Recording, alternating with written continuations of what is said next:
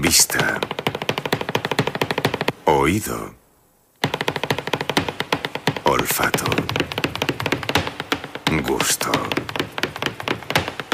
Tacto.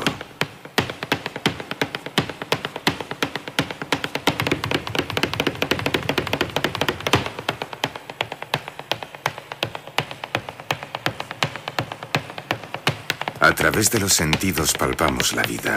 Contactamos con los otros, con lo otro. Conocemos el mundo y lo gozamos. Hay lugares donde habita una larga tradición y una cierta destreza en mantener despiertos los sentidos. El patio es uno de ellos. Tal vez un patio lo contenga todo. El universo entero está aquí. Todo está aquí, esperando.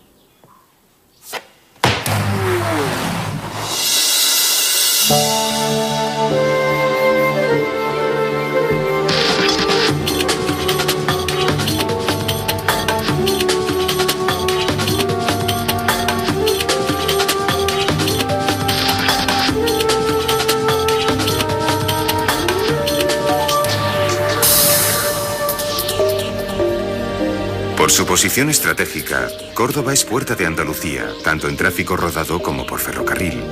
Y hubo un tiempo en que Córdoba fue el centro del mundo occidental.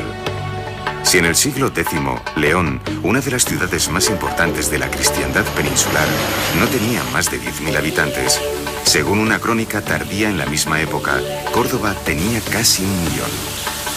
Aquella Córdoba que desde entonces profesa un gran amor al agua, tuvo un periodo de tolerancia en el que cristianos, judíos y musulmanes convivieron en paz.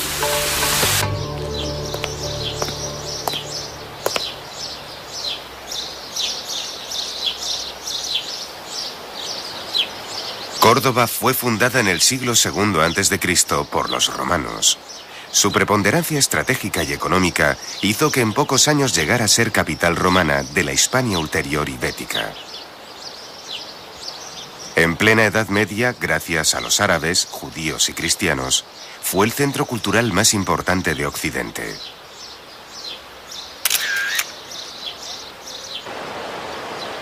Al puente romano, de auténtico, solo le quedan los cimientos. Este puente unía la ciudad con Roma a través de la Vía Augusta. Probablemente por él marcharon personajes como Séneca o el poeta Lucano, hijos de Córdoba que triunfaron en la Roma imperial.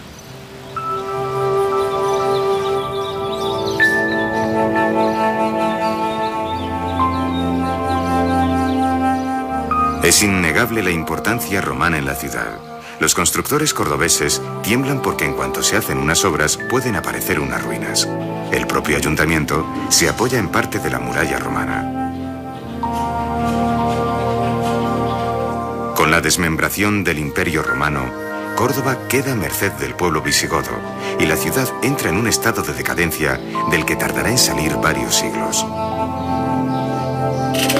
En el 711, los árabes cruzan el estrecho introduciendo una nueva religión, el Islam.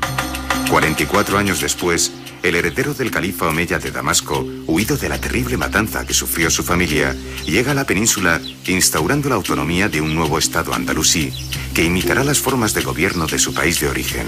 Su nombre era Abderramán.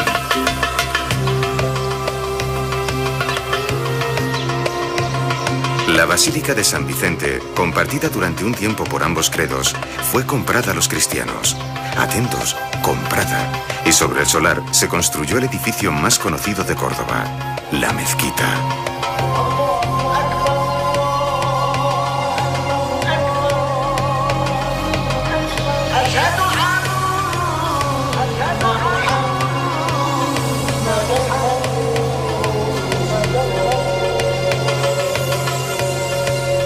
El crecimiento de la ciudad durante los siguientes siglos dio pie a que los descendientes de Abderramán la ampliasen en varias ocasiones, hasta hacer de ella un gran bosque de columnas. Algunas de ellas reutilizadas de edificios anteriores, otras hechas ex professo.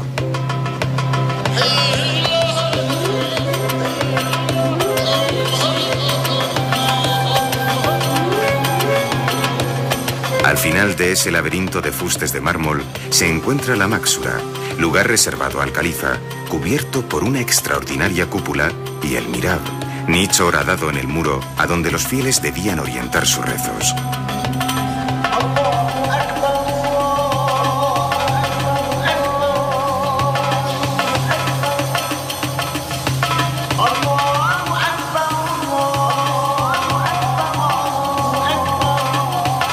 La ampliación hecha por Almanzor centra el estudio del Corán como eje del pensamiento árabe, pero también como lugar donde se estudiaba geometría, aritmética, filosofía, literatura, astronomía, música y medicina. Desde los siglos VIII al XI, la mezquita fue el mayor centro de conocimiento de todo Occidente.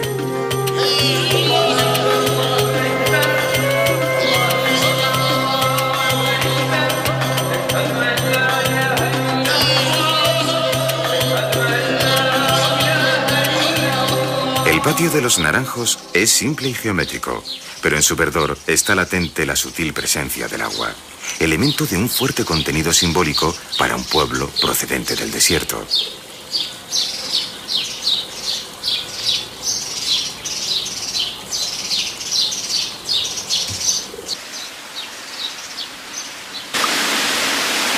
De los baños árabes de hace 1000 años se han recuperado para solaz de propios y extraños una recreación bastante acertada de aquellos lugares.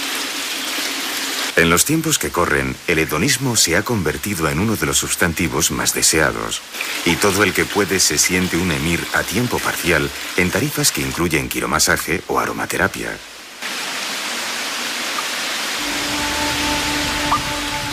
A unos pocos kilómetros del casco histórico encontramos Medina Azahara, modelo único de urbanismo andalusí, donde el califa persigue magnificar su poder. La ciudad se instaló en un altozano y se organizó en terrazas. De esta manera el califa se situaba simbólica y físicamente por encima de todos. Lo que hoy aparecen como vestigios arqueológicos fueron antaño lujo, refinamiento y expresión de grandeza.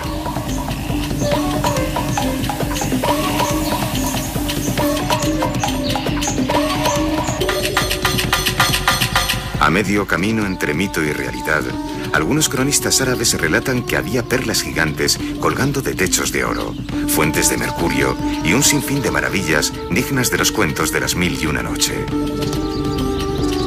Sea como fuere, la importancia de Medina Azahara no duró demasiados años. A los 70 de su construcción ya había sido asaltada y destruida. Estos capiteles se llaman de avispero porque recuerdan el perfecto laberinto de los enjambres, pero también evocan los vericuetos finísimos de los orfebres.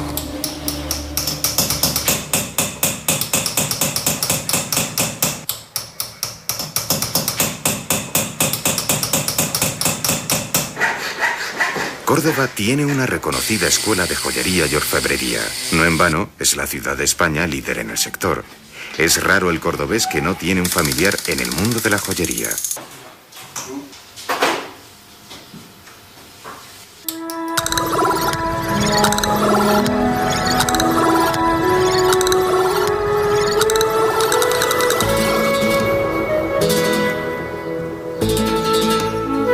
El casco histórico de la ciudad está plagado de lugares que invitan al reposo y a la contemplación. Entre ellos la famosa calle del Pañuelo, llamada así porque su anchura es precisamente esa, la de un pañuelo. Son lugares misteriosos que invitan a imaginar lo que uno podría descubrir tras cada una de esas puertas.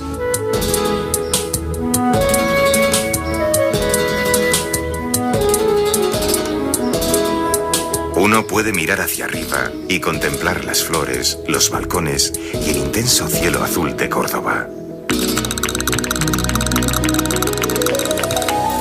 Pero si la vista cae al suelo, choca con el empedrado de calles y casas, en la que muchos artistas anónimos han hecho dibujos extraordinarios y únicos. Cuando en verano los intersticios del empedrado se cuela el agua de las mangueras, en las horas siguientes los suelos rezuman un frescor necesario.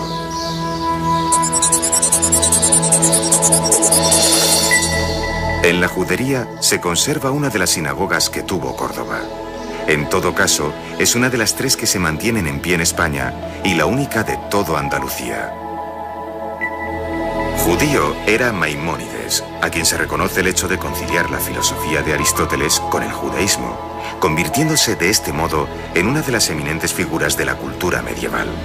Como para la cultura árabe fue Averroes, ambos hijos de Córdoba. En el año 1236, Fernando III entra en la ciudad y coloca en la mezquita una cruz. Desde este momento la ciudad no será nunca más musulmana, aunque tampoco nunca perderá su esencia árabe. Los conquistadores se apresuran a construir iglesias para cristianizar el territorio. Tardarán todavía un tiempo en conseguirlo, pero al final hacen de Córdoba una ciudad musulmana cristianizada. En el siglo XVI, la ciudad no tenía catedral, cosa que resultaba intolerable si se comparaba con la mayoría de las ciudades españolas. ¿Y qué mejor sitio para construirla que en el interior de la mezquita? Las opiniones no eran unánimes, y el templo se edificó solo cuando Carlos I autorizó su construcción, cosa de la que se arrepentiría años más tarde. La catedral es resultado de un inevitable mordisco a la mezquita, aunque los dos edificios han terminado por cohabitar sin más problemas que los que cada uno quiera ver. Hay incluso quien ve en todo esto un símbolo de convivencia. En la catedral destaca la hermosa sillería del coro, realizada en madera de caoba traída de América.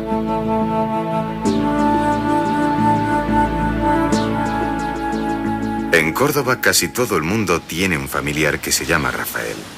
Desde que se cree que en el siglo XVI apareciese para suprimir una peste, el arcángel San Rafael parece una obsesión de la ciudad entera. Solo triunfos, que es como se llaman estas elevaciones, hay más de 20.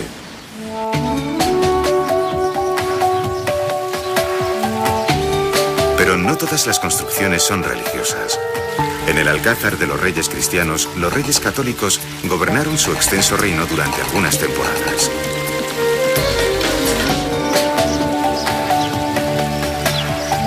Si los árabes creen que los jardines son una representación simbólica del paraíso, muchos turistas nórdicos que pasean por aquí un día de sol en primavera están convencidos que esto es el mismísimo cielo.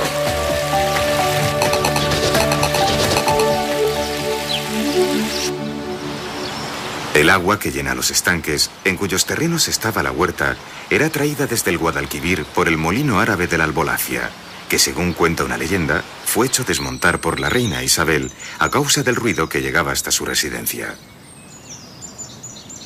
Los sotos de la Albolafia es hoy lugar protegido. Su vitalidad habla del buen estado de salud del que todavía goza el Guadalquivir a su paso.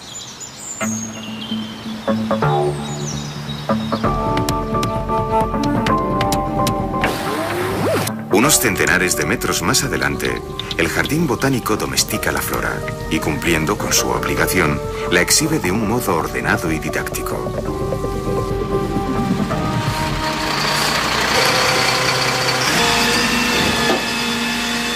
Córdoba es una ciudad que presume de tener una gran conciencia ecológica. La materia orgánica se separa desde el origen, dando lugar a la fabricación de un magnífico compost que recupera los suelos agrícolas de la zona.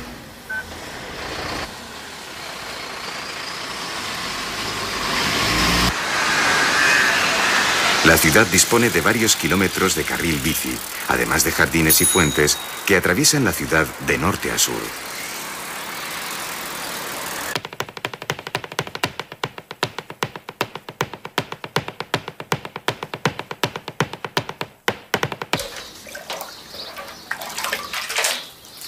Cuando aprieta el calor, los cordobeses se refugian en sus patios. El patio parece calle, pero es casa. El extraño puede asomarse, pero no entrar, salvo en unos pocos restringidos, y solo los días en los que están abiertos al público, gracias al concurso organizado por la Asociación de Amigos de los Patios.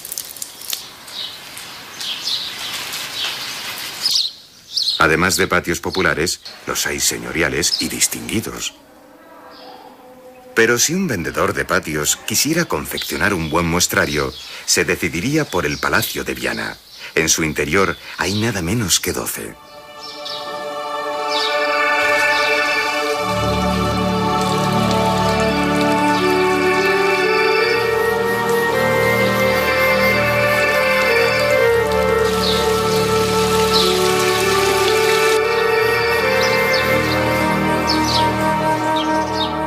No se trata solo de belleza visual. Los patios del Palacio de Viana los podría gozar un ciego. En cada patio los aromas de las flores se expanden y el agua exhibe un catálogo de frecuencias diversas.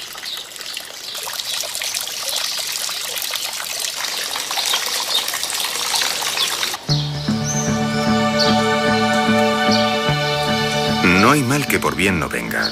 Gracias a que la colonización americana no benefició demasiado a la ciudad, Córdoba mantuvo inalterable su especial atractivo medieval.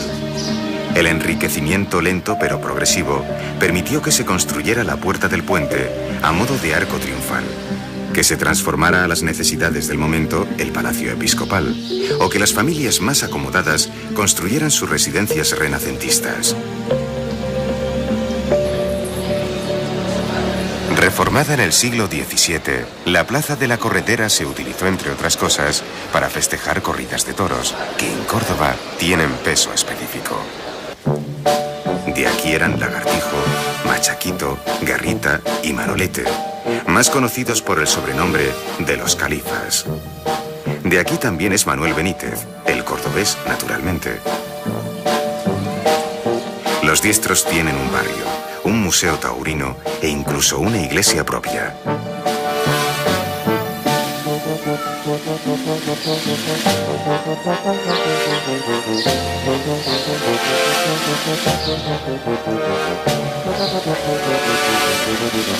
Pero la importancia del mundo del toro es cuando menos equiparable a la del caballo.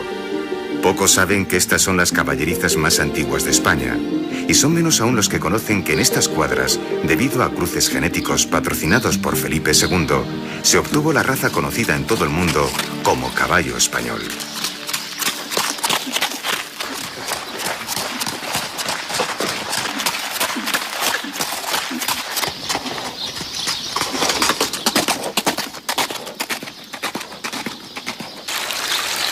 El pequeño potro renacentista da nombre a la plaza y a la posada que albergó a Cervantes y aparece nombrada en su Quijote.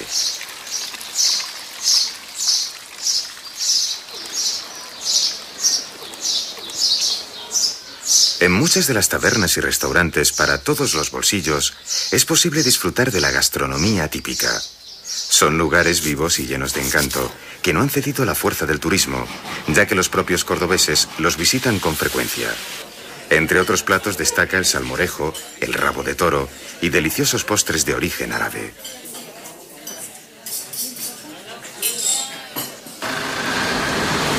El antiguo convento de la Merced es uno de los más importantes edificios barrocos. Barroco es también el compás de la iglesia de San Pablo.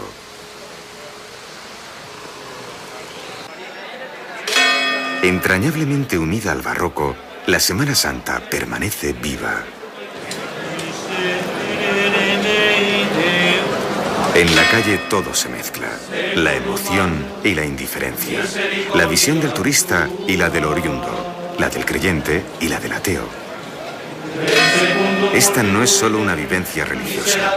Las fotos y los vídeos, inútiles todos, no servirán para evocar nada, porque nada es capaz de transmitir una experiencia que pertenece a lo inefable, ya que no es algo para ver, sino para vivir. Está en la calle, se palpa, se huele, sobrecoge, atrae o rechaza, pero a nadie deja indiferente.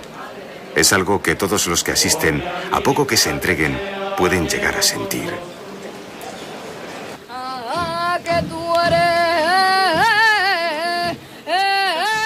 El amor. La historia de esta cofradía se remite a la historia del propio barrio, El Cerro, un barrio obrero de hace 50 años.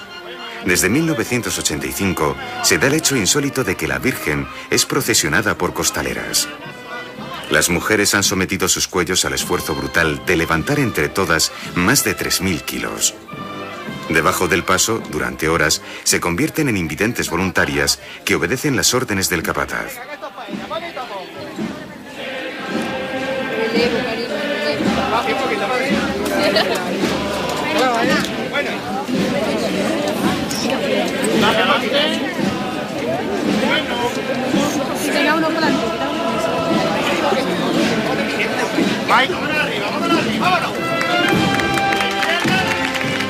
Esta fe ciega es símbolo de otra, más profunda y personal de miles de ciudadanos que mantienen en pie este rito que se repite cada año y tiñe de devoción las calles de Córdoba.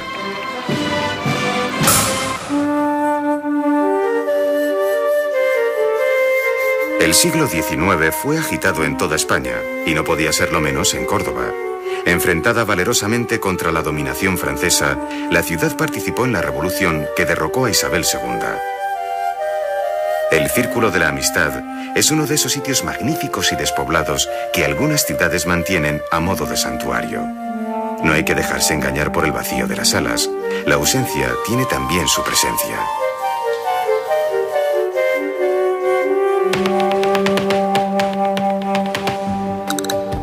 Julio Romero de Torres es símbolo de Córdoba. La ciudad lo ha honrado con un museo en lo que antaño fue su casa. ¿Quién no recuerda a sus mujeres en alguno de los billetes de las desaparecidas pesetas?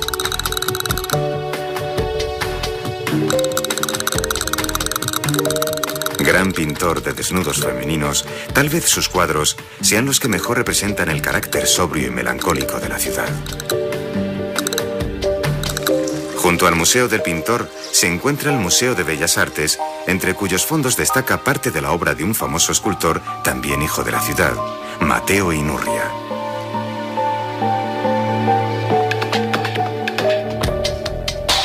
Desde principios del siglo XX, en especial en los años 60, el crecimiento demográfico ha dado lugar a una reordenación del espacio urbano. Córdoba ha ido adaptándose a la modernidad, siguiendo los pasos de las grandes urbes de España. La antigua Universidad Laboral avanza hacia un modelo de moderna universidad europea, integrando cada vez más la docencia y el mundo empresarial.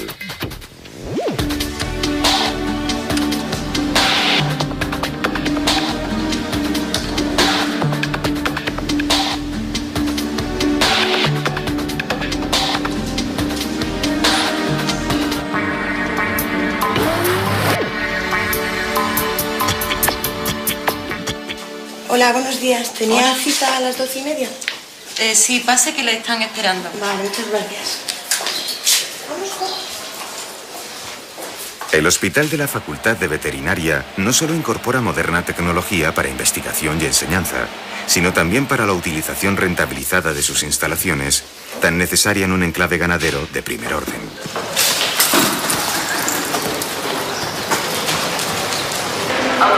La nueva estación de autobuses es Premio Nacional de Arquitectura y la estación del AVE conecta Córdoba con Madrid en poco más de hora y media. Nuevos barrios han surgido en diferentes zonas, pero el enterramiento del ferrocarril ha dado lugar a un largo paseo a cuya vera han crecido avenidas y jardines.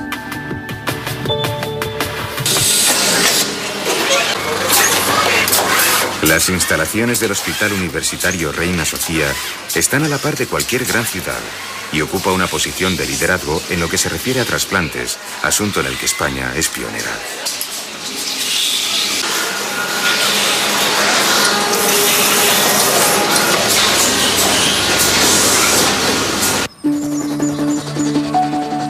Junto a la sierra se han consolidado zonas residenciales de lujo y un campo de golf serpentea entre los cercanos montes de Sierra Morena.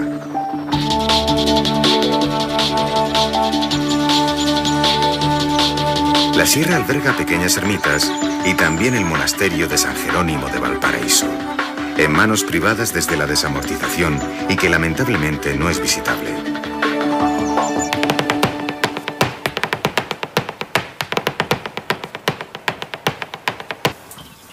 $250 gramos de pelo de conejo o liebre son el origen del sombrero cordobés.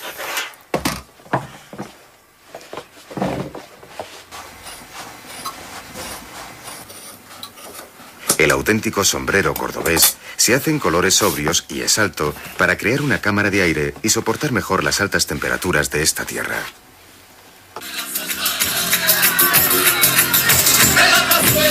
Es por eso que se elige la primavera y no el verano para celebrar la feria. Mayo festeja el esplendor de todas las primaveras y Córdoba entera se divierte entre casetas.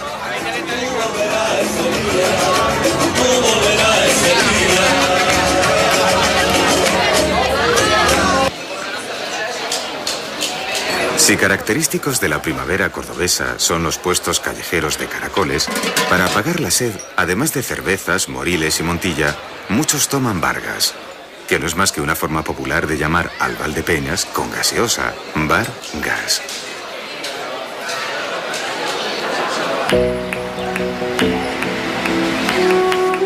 Aquí gustan mucho las estatuas, como si se tratase de una venganza histórica de la época en que los iconoclastas ejercieron sin piedad su intolerancia.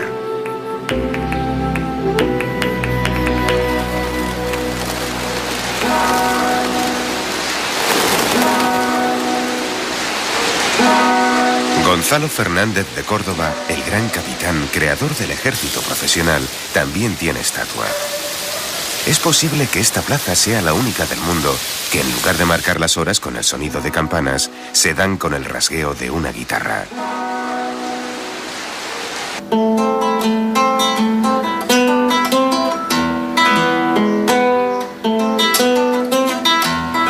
La madera clara de ciprés forma la caja de la guitarra flamenca, aunque los expertos dicen que el éxito está en tapa. Estos pequeños talleres abastecen un mercado cada vez más amplio de guitarras de calidad. La guitarra está en auge y el flamenco en franca recuperación.